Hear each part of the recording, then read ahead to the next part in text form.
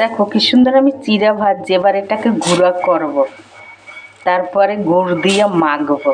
দেখতে থাকো আমার ভিডিওটা, আর তোমরাও ঘরে করে বানাই খাবে।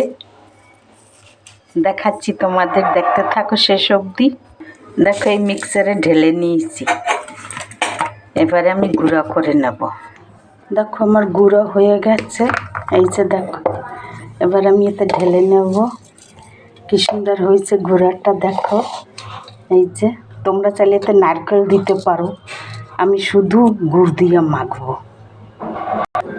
দেখো এটা হচ্ছে খেজুরি গুড়, এই দেখো ঝোলা গুড় না, এই যে। এবারে আমি মেখে নেব।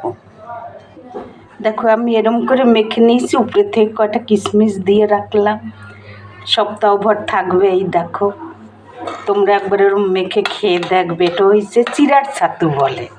এই দেখো গুড় দিয়ে, তোমরা চাইলে এতে নারকেলও দিতে পারো, নারকেলটা দিলে আরও ভালো হবে বেশি। এই দেখো কত সুন্দর হয়েছে জিনিসটা।